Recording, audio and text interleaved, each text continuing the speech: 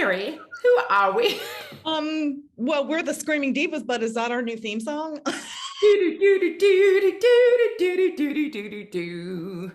Wow, wow. Oh no. Hello, everybody. We are the Screaming Divas.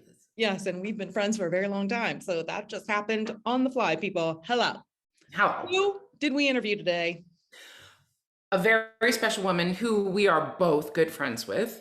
Christina Scheppelmann. Scheppelmann. We love her. And you are there in Seattle with her right now. Yes, she is the general director of Seattle Opera. They are doing Bohème, La Bohème. It's their first full production on stage. She's allowed to have full audiences.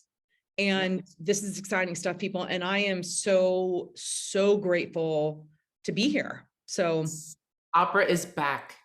Opera is back in North America. Yay. We had to talk to Christina because this woman, I mean, it's fascinating. So her incredible career, the story of it is just magnificent. You know what? She, for me, Christina has been a mentor, a friend, and she's so knowledgeable. She's been in this business since she's 22 years old, and she's not 22 now. We're just going to say that. I love her. But she really, the knowledge that she has acquired and she's given to other singers, and the programs that she has initiated for composers, for librettists at different opera companies, it's just incredible. Her insight and how she looks at opera is so different than a lot of the other directors and managers of opera houses. So, I mean, she started in artist management, started as artistic administrator, general director, one of the very few females in the United States that has run companies with 10 million plus budgets. This is a woman that has had an incredible career and somebody who's paved the path for women to be in a male-dominated business, whether she was even aware of that or not. So, eye on the prize. Always her goal is just to do the best she could do and to look forward, never back or sideways. Absolutely. And great advice for career advice for singers out there too. So much great advice in this interview. Seriously, people, pay attention to this. And also, you know, we're talking about COVID and Seattle Opera and how this is all possible to get people back in the theaters again and that it's safe, and get vaccinated, wear your mask. We can have live music. Let's do it, people. There you go. Enough said. Watch the clip. And buy tickets to hear this one here, Sing Me Me. And if you can't get to Seattle, please just buy a ticket to your local opera company and support all the singers and artists out there. Absolutely. Stay safe, everybody. Get the jab. We love ya. Love you. Bye. I also often say to young singers, don't look left and right. You're wasting time. You look left and right, and you're wasting your time comparing yourself with others, being jealous, being whatever. Just look straight ahead and with an open mind. I also don't like blinders, but look at the road ahead of you and do the best you can, no matter at what level you are.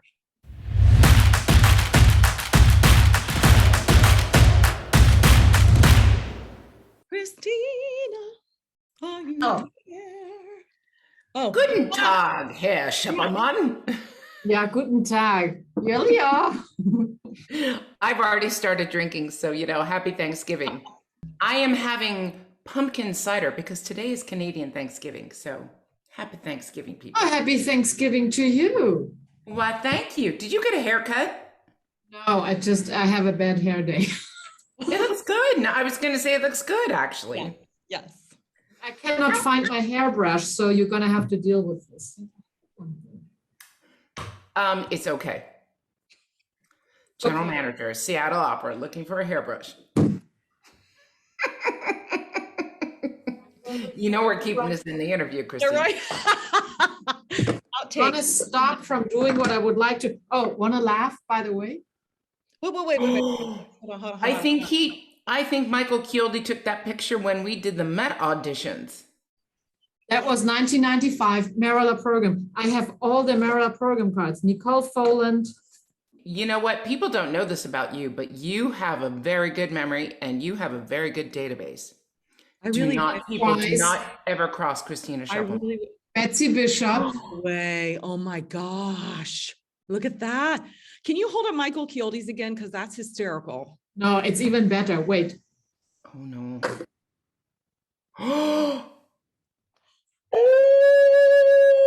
They're never ever going to talk to us again, Carrie. Never. I know Joyce Michael, or Michael Chioldi. Michael will push me off the stage in Act 3. Oh, No I way. know.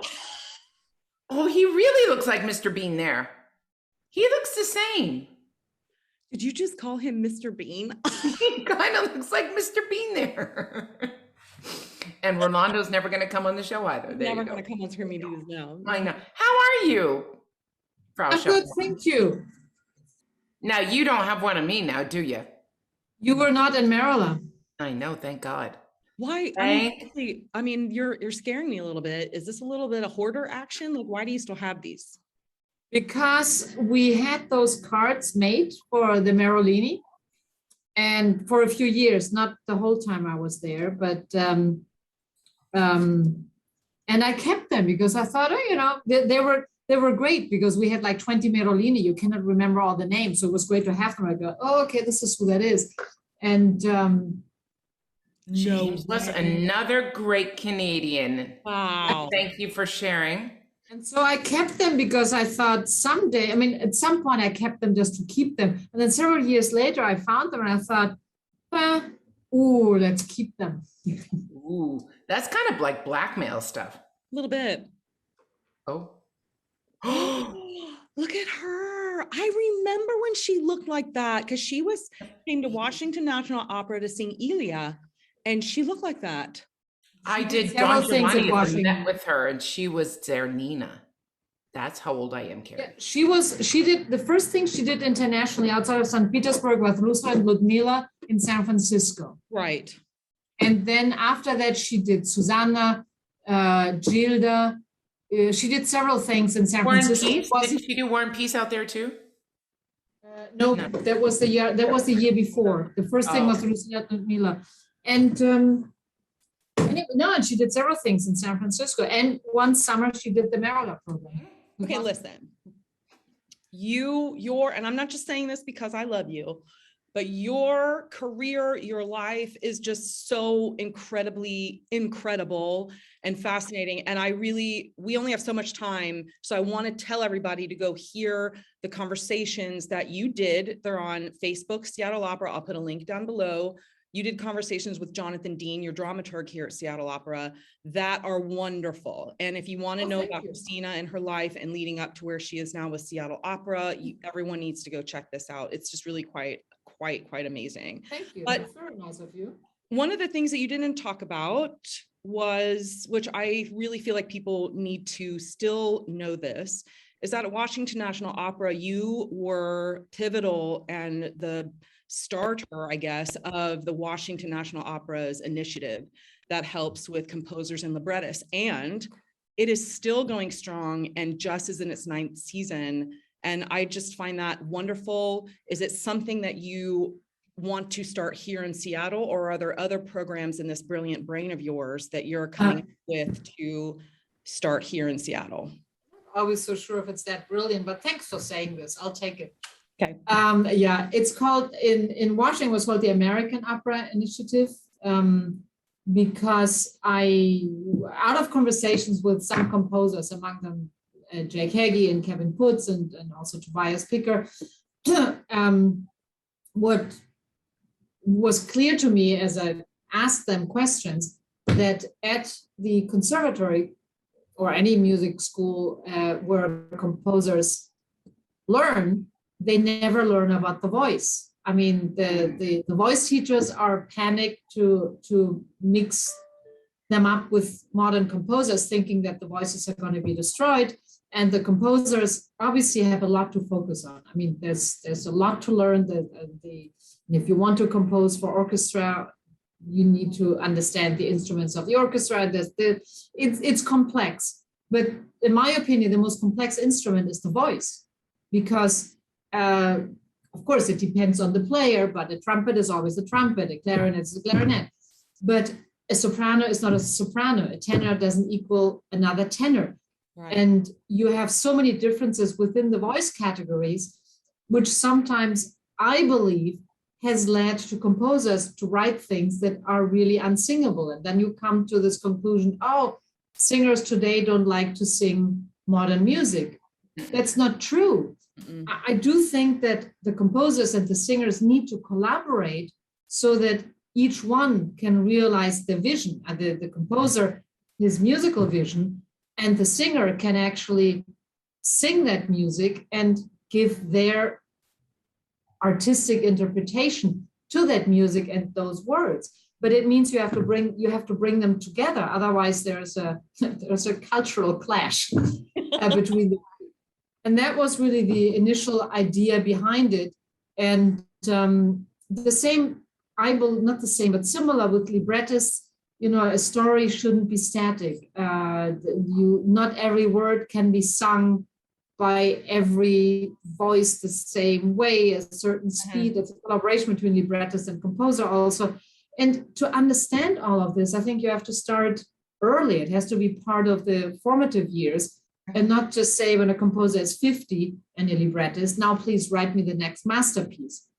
I don't think that's what's going to happen.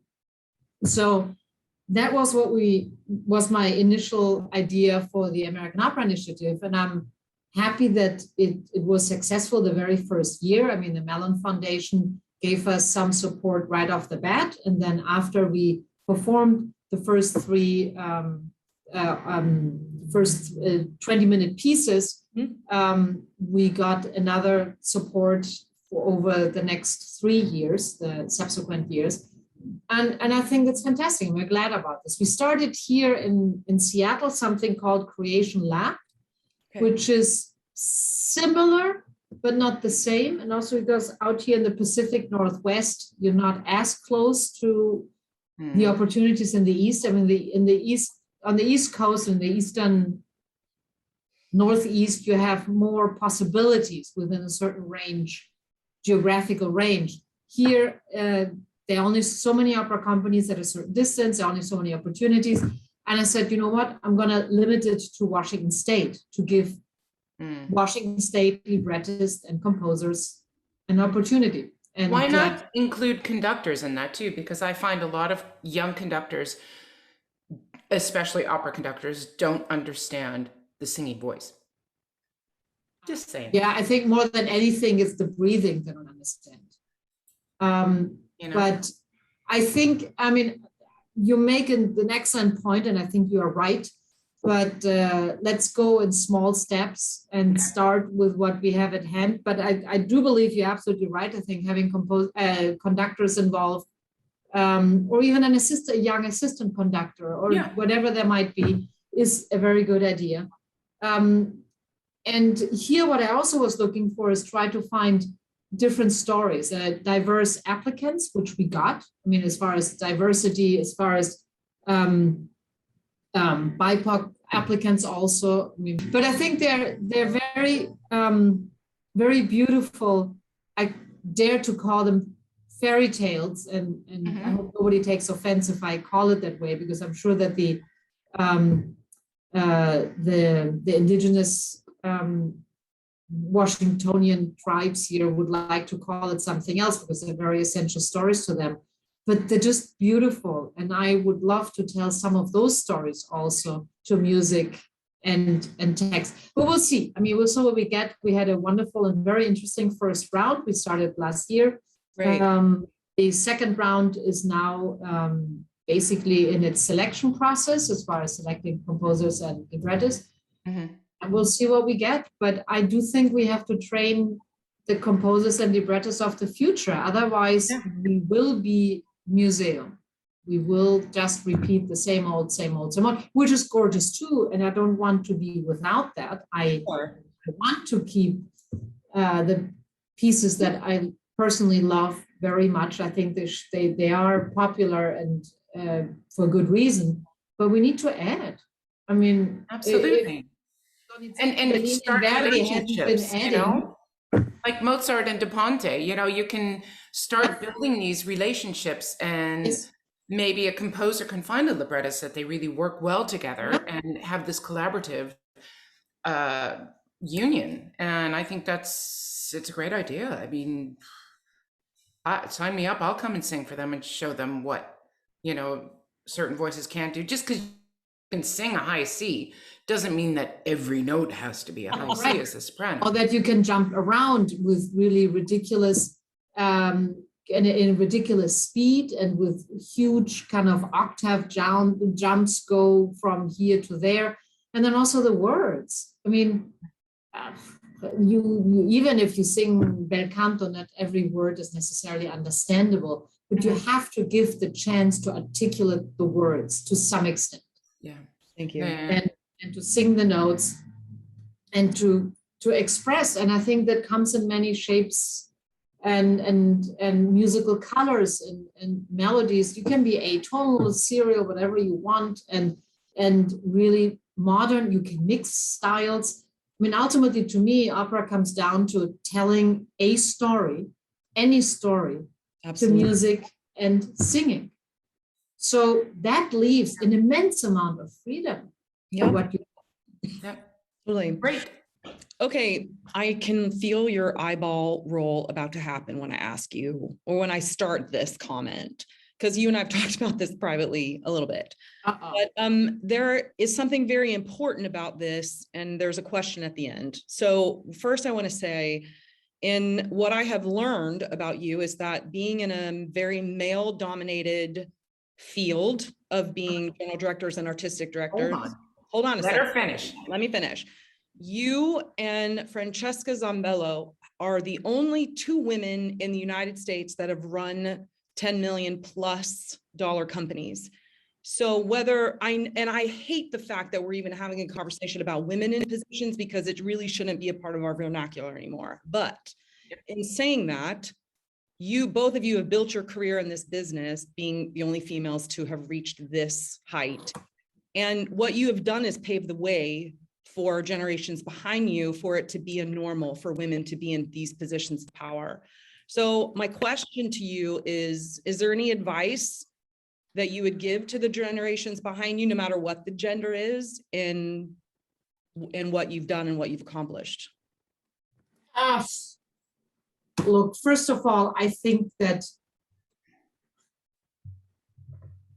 I never thought about the fact that I'm, this rare element in a male-dominated world. I honestly, some will say that that I'm not being truthful about this, but I honestly never thought about this. I love what I do. What I'm doing is what I wanted to do since I left the bank. Actually, since I left high school, this is what I had in mind, which was my dream, if you so want. You need dreams in order to achieve anything. So, and sometimes you get to your dream and sometimes you don't. But, you have to have somewhere a goal. And I love what I do. I never thought really about that I have mainly male colleagues around me. I try to do my jobs as good as possible. And that's all that mattered to me, because what I also often say to young singers, don't look left and right. You're wasting time. You look left and right, and you're wasting your time comparing yourself with others, being jealous, being whatever. Just look straight ahead and with an open mind. I also don't like blinders, but look at the road ahead of you and do the best you can, no matter at what level you are. I never worked harder because somebody paid me more. I worked as hard and as many 7 days a week when I was working in Milan for $750 a month than when I was in positions, and 400 went for rent, and then the rest, But you make it work, and working hard is not about what I'm getting compensated with. I work hard because I love what I do. I like to do a good job. I like to be responsible in my job, and at occasion and potentially you get rewarded for that. I never looked around and looked at only men around me. In Europe, you have a few more. I mean, also now in the US, you have Corey in Houston. She was before at San Jose Opera. Right. You have Deborah Sandler in Kansas City. And we have Deborah Borda at the New York Phil. New York Phil. Borda in New York Phil. No, So, I mean, we have a few. no, but just now go we your way. Just have a thick skin, because there's something else. You're not going to have people stroke your head and go, "Oh, you'll be fine. I'll help you. Let me." You're going to also have to be somewhat strong and determined, and not let things rock your boat too easily. I mean, I did not just have it easy. I whatever I have, I earned myself. My parents never gave me a cent. I left home, like, fine, bye-bye, now figure it out on your own. And it's true. Right. I just really what happened. And I think you need to have strength, determination, and also develop a thick skin, because absolutely, for singers too. It's anybody in our business, stage directors, conductors, you have to have a thick skin, because we are constantly in the public eye, and we are constantly critiqued and criticized. And I think it doesn't mean, sorry, Carrie, it doesn't mean that you have to be ruthless, or unpleasant, or rude, or walk over anything and anybody. Because I also think we have a big responsibility for the company, for the donors whose money we're spending, towards the artists that we're trying to hire to do your best. I mean, I also feel it's my responsibility to support the artists so that they can do their best and not be in their way, and not being, anyway, making it harder. So, I mean, you still have to be a mensch. You have to be a responsible professional. You have to have, I think, a little bit of righteousness in you, because sometimes you have to make unpleasant decisions. Yes. But you make them because you feel it is the right decision, not because you're trying to annoy somebody, but you weigh all the options, your responsibilities, and then you make a decision. It's not always going to please everybody. So, and you have to be a mentor too. And you've been a mentor to so many young singers, myself included, although we're very close in age, but I'm not going to tell that to anybody. No, but you've been a sounding board. You have been. No, you have been a sounding board to so many of us, where we can walk in your office and close the door and talk freely and openly. And we both respect that. I'm hoping to do that before we leave Seattle. I need to come in there, Christina. Hello. Oh dear. Well, thanks for saying this, because I mean, I know I cannot please everybody, and also, I'm social. I think I'm open. I love people. You cannot be in this business, I think, if you don't like people. I like people. Doesn't mean I can be friends with everybody. It doesn't mean I want to be friends with everybody.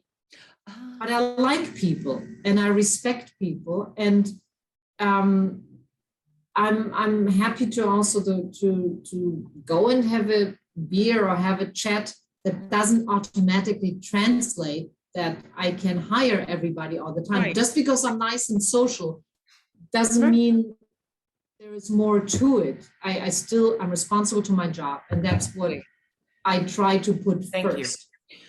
But I think I want to say this: you've heard a lot of singers, you've been around a lot of people, and there's a wealth of information in there that when someone like Sandra and I walk into your office to bounce some ideas off, it's because of that. It's not because at least for Sandra and I aren't walking in there going, why aren't you hiring me? It's walking in there saying, how do I get from here to here to here? Because what do you hear me repertoire wise? You are one of the few. I trust your ears, and you are one of the few in this business that I can say, all right, what should I do next? What's the next step? And so it's kind of like a career counselor in a way too, running an opera house. Am I wrong?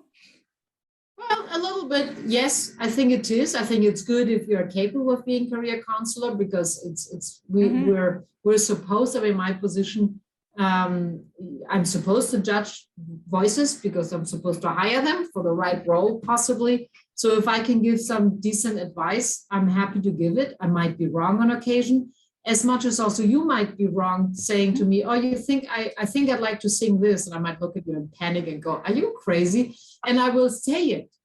Right. And we may disagree, and you will still go ahead and I don't know, sing, Donnerstag aus Licht tomorrow. And maybe that was not the best idea for you. But yeah. But I think that also is a matter of respect and professionalism to be able to bounce those ideas off of each other. And on occasion, we might disagree, but at least those ideas were bounced around in the room and were considered and thought about, because that's, I think, what critical thinking is in general, is just putting something out and discuss it, evaluate it, and then come to a conclusion. And at the end, it's your decision. I mean, well, and I think people in this business, the young singers, really, in my opinion, need to take more time to think about the steps that they take and not just say yes to everything, but really, truly have someone like you, whom Carrie and I have bounced off many ideas, to really say, is this the right career trajectory? Am I making a mistake, in your opinion? And, you know, sometimes singers can prove you wrong too. Like, I've had young singers ask me things, and you know what? I say, I don't think you're ready for that role. And they went out and did it, and God bless them, they knocked it out of the ballpark. So no, I mean, it's good to be proven wrong also. None of us is neither always right nor always wrong. I mean, but we have opinions. And I think that's also what professional respect or friends also are for, that you discuss things. I mean, you can do it professionally without being friends, and with respectfully discuss things and agree to disagree. And I think friends are there especially for that, to, you know, have wild discussions and disagreements that then lead you somehow in a friendly and friendship support to the right decision for you. I mean, but at least the discussions were had. And I think that's what I'm trying to tell young singers, is really think about things before you're going for that next big step in your career. Really talk with the people whom you trust and who you've had a relationship with, or reach out to singers who are in that repertoire and say, hey, you know, listen, can I sing for you? What do you think of this idea? And I think that's so important for young singers. So especially trust the right people. You know, don't ask your parents or your spouse or your other partner, because they're always going to say you're great and wonderful. You want to ask the person. Not true, FYI. Well, then that maybe you should have a conversation with that person. But I think what you want is ask the person who will contradict you, who will not just say yes, yes, yes, but the person who will contradict you because they have your best interest at heart, or they will contradict you because they simply know better, because they're your coach or your vocal teacher, or you're the conductor you work with, that you enjoy and like his or her opinion. Right. Find those people who will be honest with you, because only that will move you forward. Honesty, yeah. Honest sounding board is what I call it. Surround your people with that. Oh, wait. First, I just want to say, FYI, I want to clarify this. And I know this doesn't mean anything to you, but to me, it means a lot what you've accomplished. And thank you for paving the path for women in this business. And second, yes, I think I misspoke. Francesca is the artistic director, not the general director. You have been general director of many companies. So I just wanted to fix that comment. Anyway, okay, moving on. So surviving the pandemic, Seattle Opera really did a lot of online content. And what was the response from your patrons and subscribers about all of that? Were they really eating it up, or was it something new that they had to get used to? Well, first of all, I'm very grateful that the board of Seattle Opera didn't think I was completely insane to say we will not stop producing. We will not just stop and wait things out, because waiting for Godot. I mean, we didn't really know where to go with that. Mm-hmm. And I said early on, when we had to stop, I said we will not stop doing things. And then last summer, a year ago, we did the Songs of Summer recitals, where singers were recording in their homes, little recitals, and they received a fee for that, as well as the pianist. And then I went ahead to say we will produce the titles of the season that we announced. Of course, Cavalleria Pagliacci, we did highlights of it. Greg Kunde came here with Lexilo Bianco here. And we did on our stage, with a pretty backdrop and a piano, we filmed a few excerpts, few arias, a few duets, and that was it. That's, it was excerpts of Cavalleria Pagliacci, but we gave something from those two titles to our subscribers and our audiences. Then we did Elixir, which we also filmed on stage without orchestra, without chorus, just with a little bit of scenery, costumes, props that never were touched by two different people, because you can cut the camera, hand a fresh sanitized prop, so that we had extremely strict health and safety protocols. And we filmed Elixir. It turned out to be a really cute, charming Elixir with excellent singers and beautifully directed by David Gately, who bought into the project. And then we actually pivoted to pure movie making, basically. We filmed Don Giovanni in our building, in our assembly space, in our assembly area, and filmed Don Giovanni without chorus. And we initially were supposed to do it with orchestra, record orchestra in the concert hall, and then sync it with the action. First record and sing with the action. We had one singer actually test positive, which I think, afterwards this person tested 4 times and tested negative. At the time, the right reaction was to stop everything, quarantine, including myself. And then after 10 days, we picked up the operation and finished the Don Giovanni, because I also said to the staff and to the board, I said, there's too much already invested in it. If we cancel it now, we lose more than we're putting into by keeping the people here and pay the hotel and something extra to finish it. Luckily, we could keep everybody here.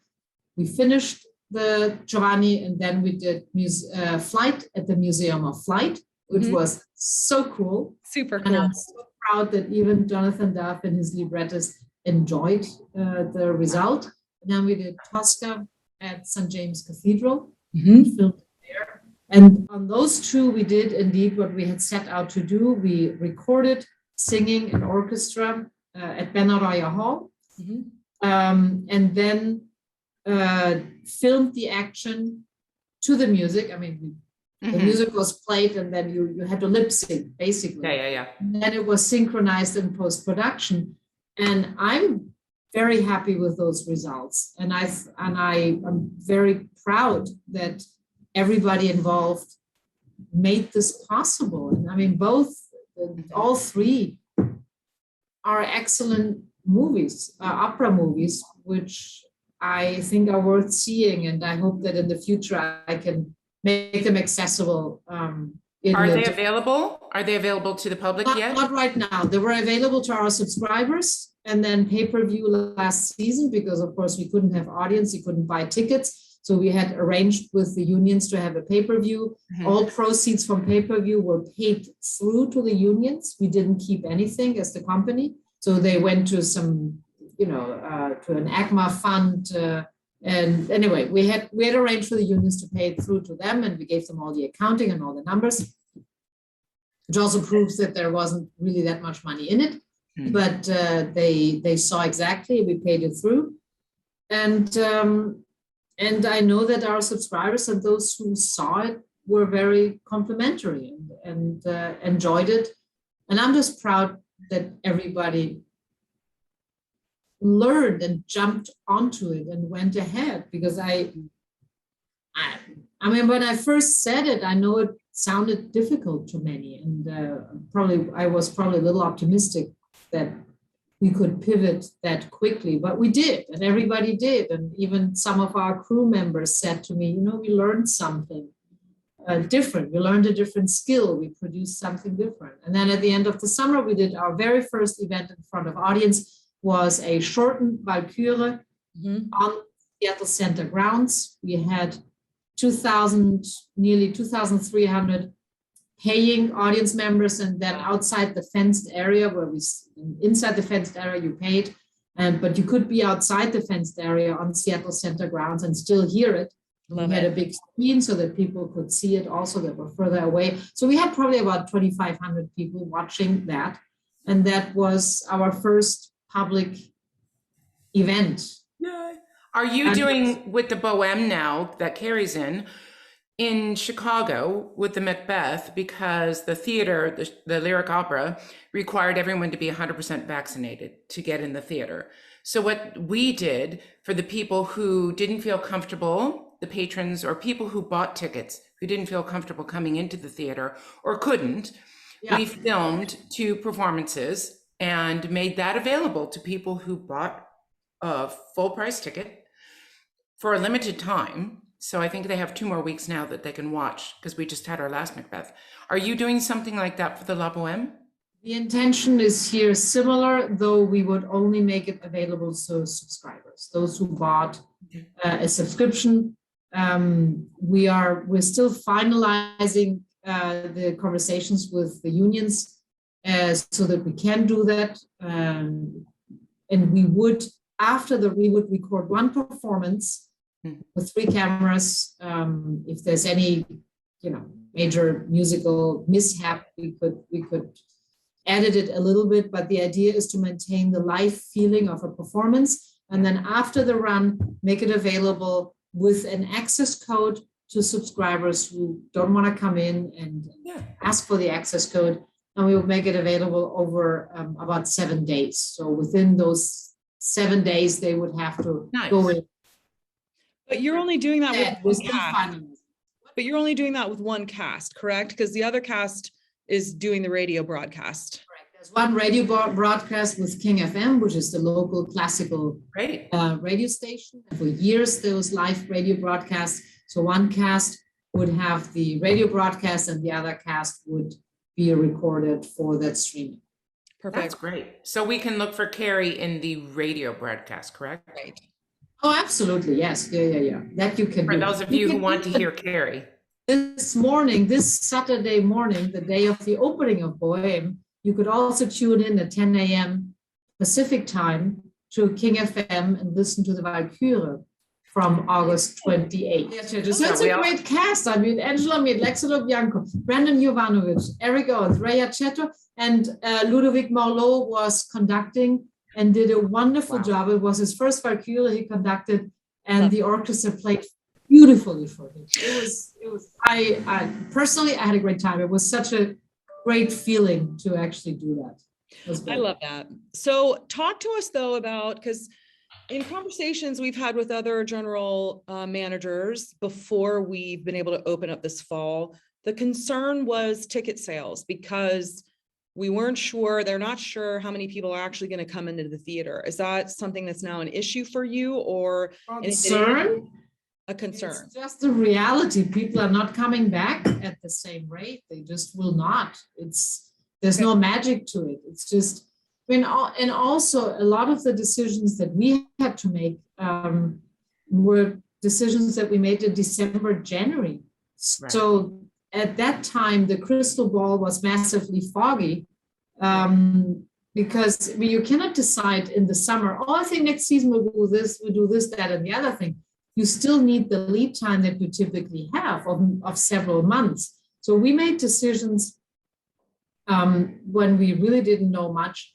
I tried to add a minimum of optimism to it, but I was trying to be realistic also, because I wanted the events to happen. So, I mean, we're doing Bohème with a reduced orchestra without the children's chorus. We're doing Orpheon Eurydice group in our small chamber music space, 3 soloists, a few choristers that we have singing not from the stage, they're not on the stage, they will be singing off stage basically, and very small orchestra. So that sounded like possible.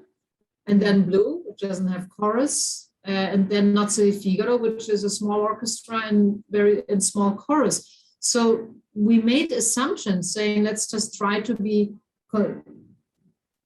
careful and hope for the best. I mean, I wasn't, and also for financial reasons, not just for COVID practical reasons, right. But it is very clear to anybody that people are not going to be running back, because some are a little reluctant, which I respect. I personally, I went a year ago in September October, I went to Europe. I went to Germany, took the train to Italy, long before the vaccine. I don't feel I'm more adventurous or reckless than others because I left negative, I came back negative. You wear your mask, you keep your distance, you are careful. I completely understand those who are not comfortable. I just would like to ask everybody to get vaccinated. No, me too.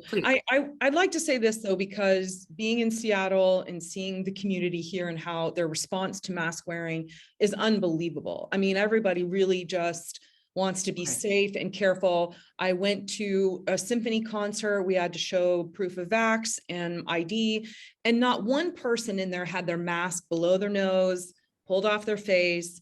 I felt so comfortable in that setting that I really want to say this, because we're going to air this soon, that any of those that are on the fence about coming that are vaccinated, please come, because you will feel safe, you will feel comfortable.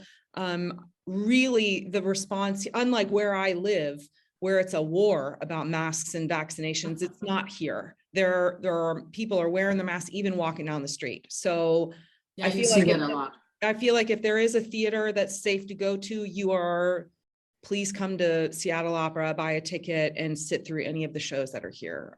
I just needed to say that because that's how I felt. Thanks for saying this, Carrie, and also to be very clear. I mean, I've been adamant about the vaccine mandate. Since August, actually, the entire staff has to be vaccinated.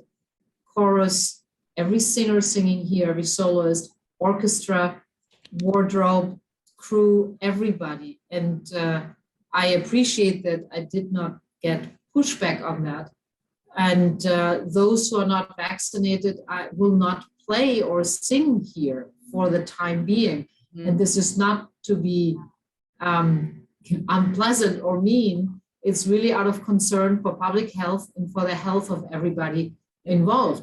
Same goes for the audience. About a month ago, there were 8 theaters here in Seattle. We announced via press release that we would all demand proof of vaccination from our audiences and wearing a mask during the entire performance.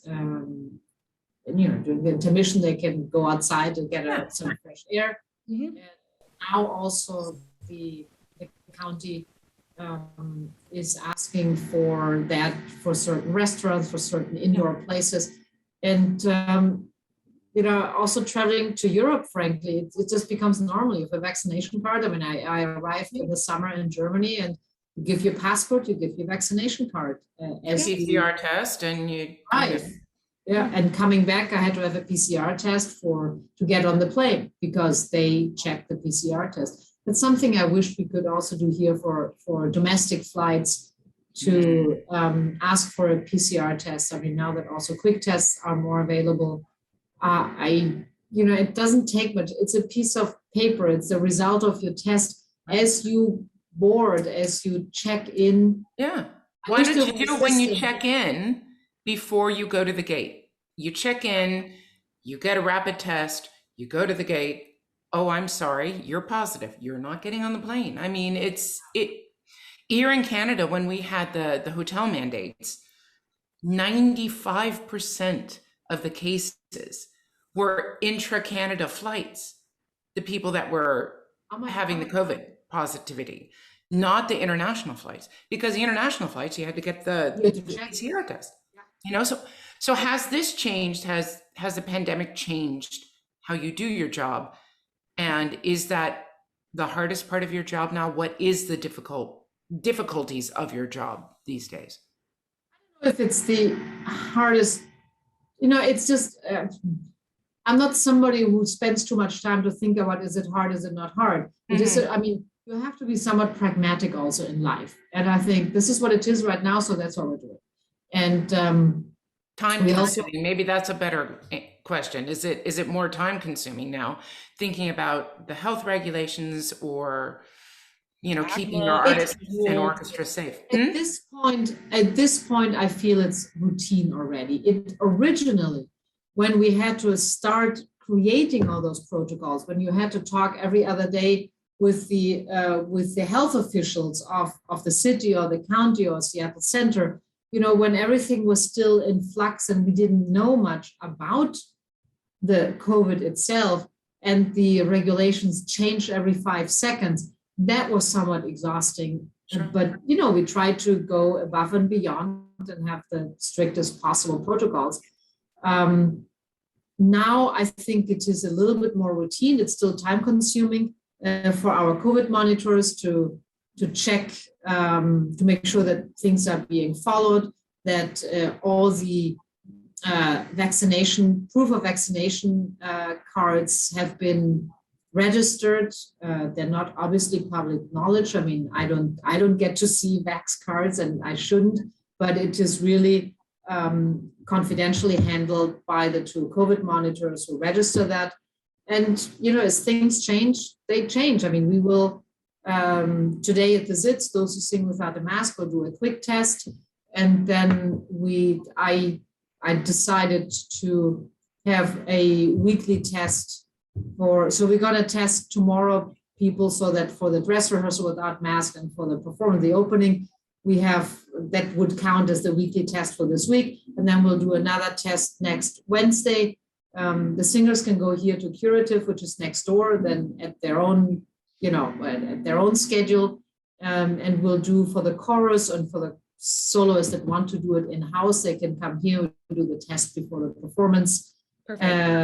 So we have 3 tests, one tomorrow, one next Wednesday before the Wednesday performance next week, and then one for the October 27th performance also on Wednesday. And I think it's important to do that. I really do. For us as artists, we need to feel safe. Absolutely. But also for the security of everyone around us, because we are on stage, Well, and it would also the one element that we cannot control, of course, the choristers that live here. Some of them have children, and if the children are young, they cannot be vaccinated. So you also, because of that, you don't know where they are running around. I think everybody is being extremely responsible. I think because most of them, it's my feeling, at least also among the choristers, they want to sing. They're happy to be here. Mm-hmm. And it's also part of their livelihood. I mean, they earn money from it. Right. And if they don't come to a performance, they've lost enough last year. They've lost plenty. So have all of you. And all companies have lost, basically. But, choristers especially, it's something that they want to do, and it's part of their annual income. And so I think everybody is doing what they can to stay healthy and safe. And I trust that. I really, really do. Yep. So yeah, we had it in Chicago, I have to say. Everyone was just so excited to be back working that they would do anything and everything to get back on stage. And the audiences, I have to say, we were sold out, basically 6 shows. So I think they're going to come back, Christina. I really feel that once opening night happens and they see how safe and the protocols in place, I think you're going to have the floodgates open and people are just going to come rushing in. I hope you're right. We're doing relatively well. We have 8 performances, which is a bit much, but we made that assumption, or that we decided on 8 because when we decided that, we thought that the state would impose a limit on how many tickets we could sell. We thought they would say, 25%, 50%. Okay. And so in order to satisfy our subscribers, we decided on 8 performances, so that even with an occupancy cap, we could have accommodated the subscribers. I mean, that was really why we put 8. So that magic 8 ball, you couldn't shake it back then and say. No, I kept shaking around fog. And all of us too. I mean, singers, we just like, is it going to happen? Is it not going to happen? Is it going to happen? We're still there. So yeah, good for you. Okay. With your immense career, which again, go to Seattle Facebook and listen to those conversations. There was something about Oman that I read about being the first director general of the Royal Opera House of Muscat. Did I pronounce that correctly? So and I just want to read this. It's the first theater of its kind in the Persian Gulf region.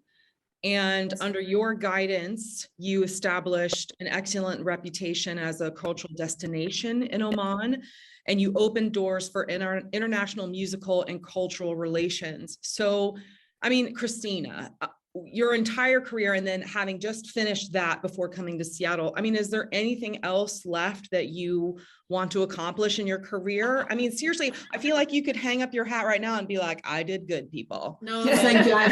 I still too much fun. I love what I do, and I really think I can still contribute something, because I do have my concerns about the future of the art form, especially coming out of this very heavy period of the pandemic. I mean, COVID will stay with us. We will have to learn to live with it. Yes. And if we're all vaccinated, we can live with it much easier and more comfortably.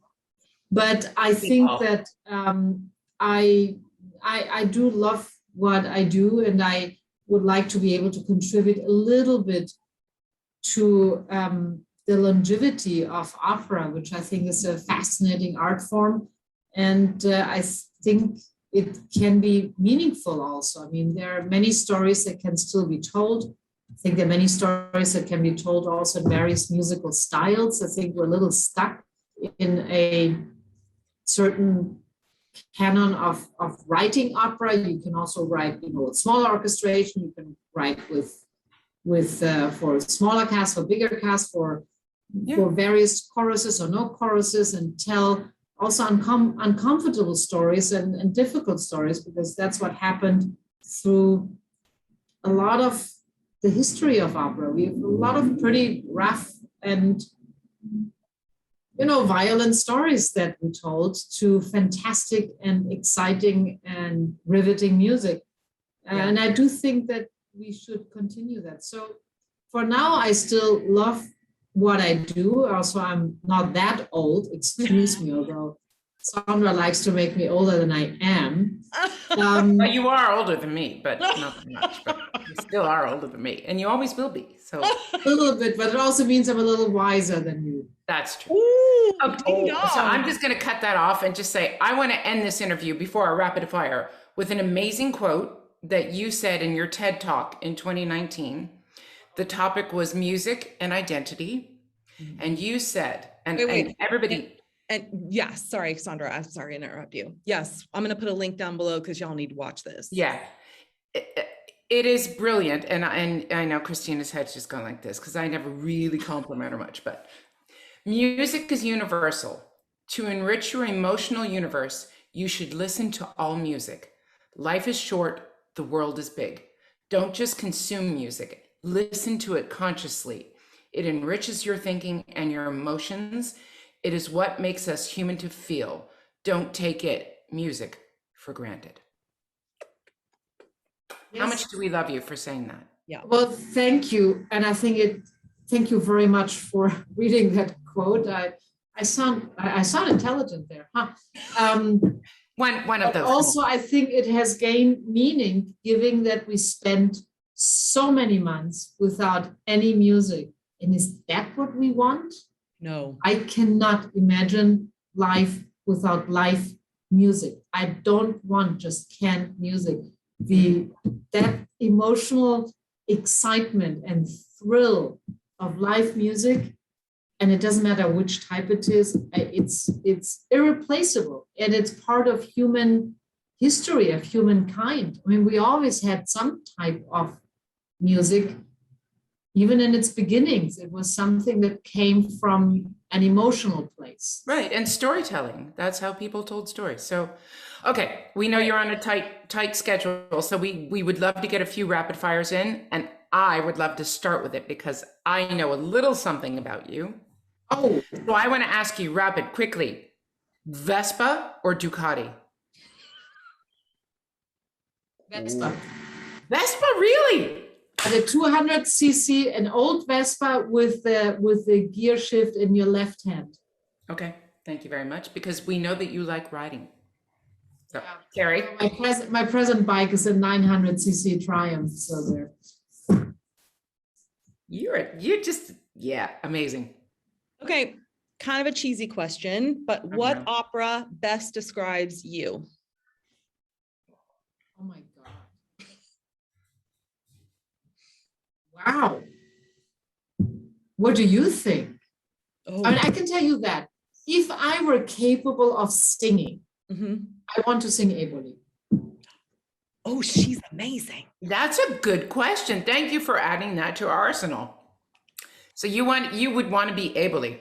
You would be like, Okay. all right. Okay. So we're going to make this happen. You stand there and I'll sing it from the wings and then you mouth it and that'll make your dream come true. Well, I've been on stage with this lady here. When I was in Washington National Opera doing Anna Bolena, she played Henry VIII's first wife. That's right. That's right. She did. Yes, she came out and did a pantomime thing and tormented me. Okay. I didn't torment you. You tormented me because when I came off the stage, she would either stick her blue painted tongue out because she was with the back to the audience, or she had a black tooth painted, and I had to keep a straight face, you know. Mm-hmm. I love it. You look great you know in those costumes, Christine. I remember that. You looked really great in those costumes. We have to have fun. A little bit. Okay, what is a song that always gets stuck in your head? Ooh, that's a good one. No idea, because it's every week another one. Okay. And right now, the one is stuck in my head is so cheesy, I cannot say it. You won't admit it. Come on. No. We love cheese. No. It's too embarrassing. Okay. So, you know, there's kind of like I tell you off camera, but not on camera. Okay. So what was the last thing you Googled? Wait. In my mind, it's like some kind of like Flo Rida song. I don't know. That makes me giggle. Christina listening to Flo Rida. I'll send that to you later, Christina, because then you'll think it's funny. Okay, go ahead. Although, to be honest, though, I sometimes have Billy Joel songs that get stuck in my head. Okay, that's good. That's good. That's good. Not opera, as long as it's not opera, right? Last thing you Googled. It's hard to have opera get stuck because they're so beautiful, but long parts. I mean, you know, no. I'd rather listen to it in its entirety than have one. Well, that's my problem. When I'm learning a new role, I can never, ever stop at nighttime when I'm going to sleep. It's like you start the opera, and once you start it, you have to push play and just go through the whole thing. You have to finish the whole thing. It's so annoying. That happened last night. I was so annoyed. And then I ended up dreaming that like I forgot something and then I was running and it was a hot damn mess, people. Okay, go ahead. All right, go. I have that only when I think about symphonies get stuck in my head. I mean, especially Brahms symphonies. When I start one movement in my head, I have to go through the entire movement, not the entire symphony, but the entire movement. Well, sure. Okay, Carrie. What's your favorite place on earth? Oof. Pretty much wherever I am. Yeah. Right now. I mean, I've been in so many fantastic places. Whatever place I am right now, I mean, it's your favorite. You have to enjoy where you are. You know, it's pointless to be too resentful that you're not there what you would like to be. I mean, right here and now, I think it's a pretty good place to be. Last thing you Googled. Oh dear. Karaoke. I think no, good Lord, no. I think. Yeah. Carrie, you just like make yourself, you think you're more important. I know, I'm like, karaoke, why wouldn't you Google I me? don't remember. It was some article in El País. There was some article in the Spanish newspaper El País. Okay. What's a lie? Okay, this is a really important question, Christina. What's a lie you recently told? Me? Why would she tell a lie? Christina doesn't lie. To me, they're only emergency lies. Sandra, your Macbeth was amazing. Well, it was actually, you know. You have really great chest notes, Sandra. I did not say that. I know you didn't. I did. Oh my God, this is hysterical. Okay. No, I think I made it. I think I made a bogus excuse the other day. I came a little late for something, and I blamed the traffic, but it was really I left a little late, and there was traffic. But I should have left earlier. So okay. No, so it was a little white lie. What single person most changed your life? What? What single person most changed your life? Duncan Lear. Lofty Mansouri. No. Beth Krinicki. Mm. No.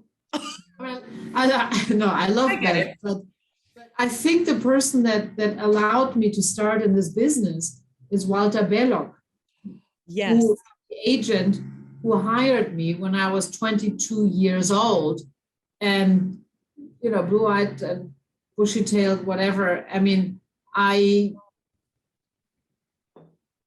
spoke Spanish and I liked opera, and I started going to the opera when I was 16, so I had a certain level of knowledge and musical background.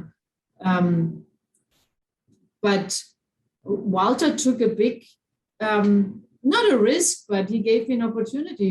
He said, come, just, I went down, I looked at it, see if I could find for this little salary that he paid me, if I could at least find a little hole in the wall I could live in, and then went back home and then he called me a week later, conveniently the day after my father passed away, but called me and said, okay, just come whenever you want, just come ASAP.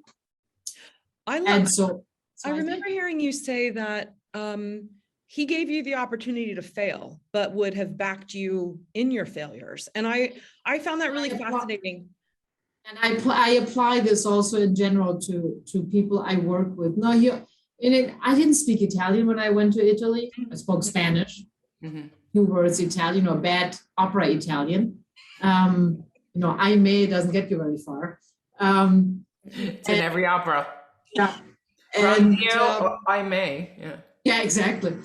And Walter speaks German very well, and my colleague at the time also spoke German a little bit. So I somehow figured out a way to, and then I slowly learned Italian. But Walter said to me once very clearly, I said, don't sit there and do nothing and tell me you haven't made a mistake. I said, do something. And if you screw things up, I'll back you. It'll be my fault, and I will back you up.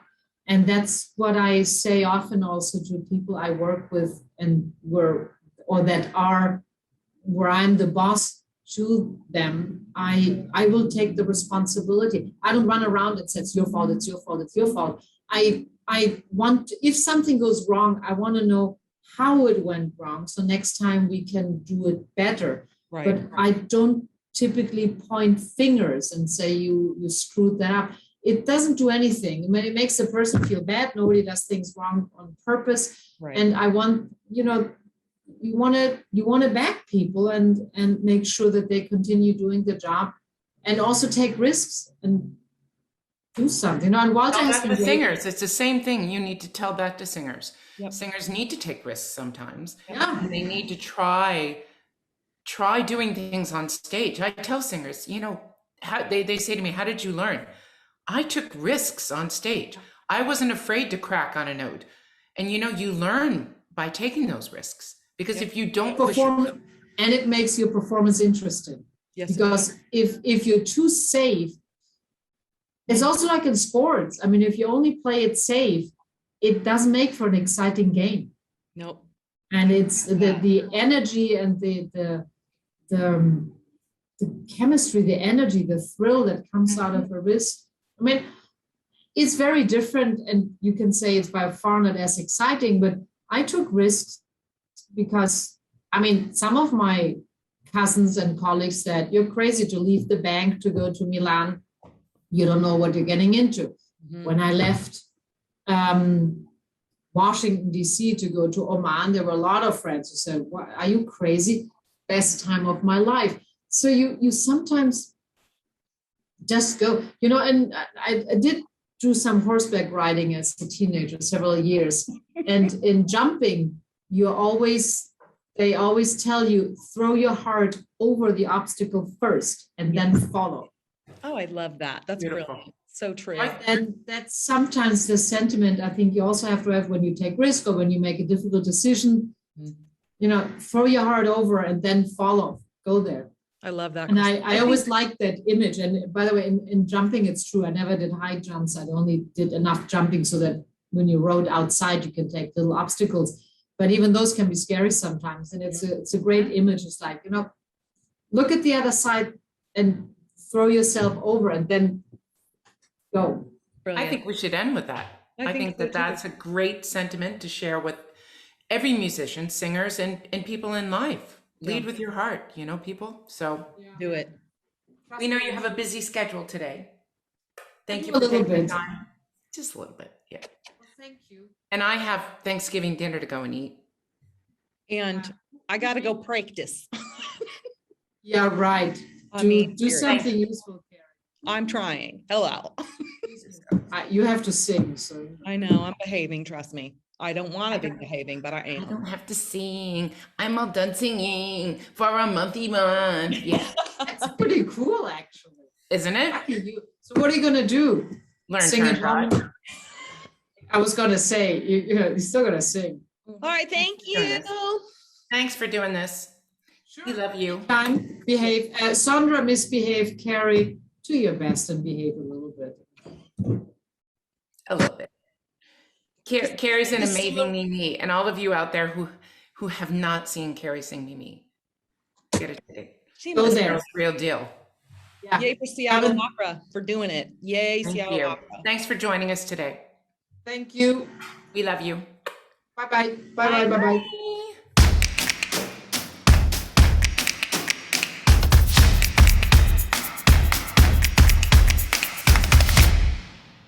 No. Oh, we're not gonna, sorry.